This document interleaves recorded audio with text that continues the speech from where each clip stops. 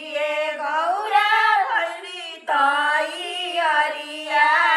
पूजिए ओजिए गौरा भैली ताई अरिया पति धाई बनी धैले गौरा के आचरावाला पति शिवजी धैले गौरा के